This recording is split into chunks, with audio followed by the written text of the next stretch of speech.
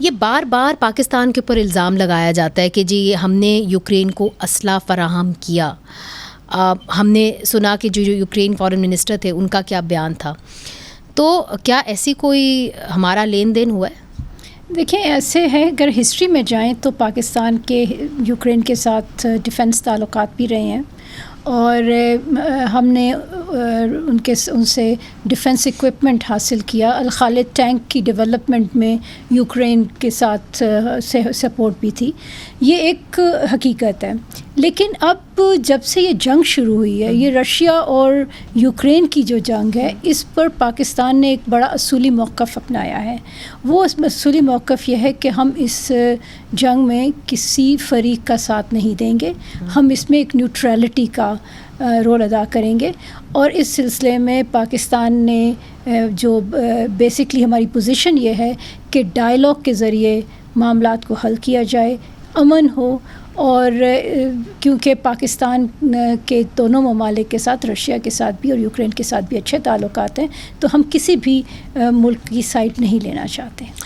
مگر ممتاز صاحبہ، ہم نے یہ بھی دیکھا کہ بہت ساری ملاقاتیں بھی ہوئی ہیں، جہاں تک سفیروں کا سوال ہے اور پھر فارن ڈگنیٹریز کا، خاص طور پہ یورپین یونین کا اور امریکہ کے جو سفارتکار ہیں، ان کی تعلقات ہماری ملٹری لیڈرشپ کے ساتھ ماضی کے اندر ہوئی ہیں.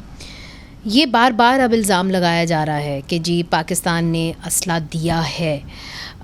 سوال یہ بنتا ہے کہ 1996 کی ہماری اگریمنٹ ہے، وہ ابھی اپنی جگہ موجود ہے.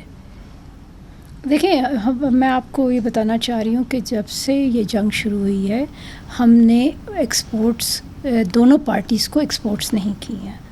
اور پاکستان کی جو ایکسپورٹس ہوتی ہیں، جو ڈیفنس ایکسپورٹس ہوتی ہیں، اس کے بڑے اسٹرکٹ پروٹوکالس ہیں. ان کے مطابق ہمیں جس کو ہم ایکسپورٹ کرتے ہیں اس کو ایک اینڈ یوزر سرٹیفکیٹ دینا پڑتا ہے کہ وہ کس مقصد کے لیے یہ ہم سے اسلحہ لے رہے ہیں. تو اس پہ بڑا اس کے بعد ہم یہ اسلحہ فروخت کرتے ہیں. اور ہماری جو آرمز اور میونیشن جو ہم نے اس دوران ایکسپورٹس ہوئی ہیں، اس میں ہم نے یوکرین کو ایکسپورٹ نہیں کی. چونکہ انٹرسیپٹ کے پاس جو دستاویزات ہیں اس کے اندر دستخط بھی ہوئے ہیں، امریکہ کے بھی کچھ لوگوں کے، اہلکاروں کے، اور پاکستان کے اہلکاروں کے بھی، اور وہ انہوں نے تصدیق شدہ دستخط ہیں.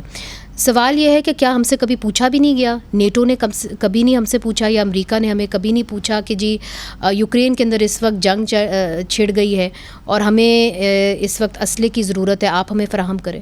دیکھیں یہ تو مختلف ممالک آپس میں اس طرح کی بات چیت کرتے رہتے ہیں. یوکرین کے ساتھ بھی ہمارے بڑے اچھے تعلقات ہیں، جیسا کہ آپ نے ابھی بتایا کہ ان کے فارن منسٹر نے بھی ریسنٹلی وزٹ کیا تھا. تو اس طرح کی بات چیت تو ڈپلومیٹک سرکلز میں ہوتی رہتی ہے. انہوں نے ہم سے پوچھا تھا کہ جی ہمیں اسلحہ چاہیے. بالکل اس طرح کی سپورٹ، ہر طرح کی سپورٹ مانگی جاتی ہے جب آپ وار کی سچویشن میں ہوتے ہیں.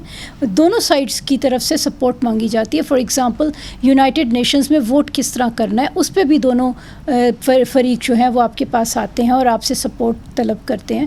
لیکن آپ جو فیصلہ کرتے ہیں وہ آپ اپنے ملک کے انٹرسٹ میں فیصلہ کرتے ہیں، اور ہمارا انٹرسٹ اس وقت یہ ہے کہ ہم دونوں میں سے کسی سائڈ کا ساتھ نہ دیں.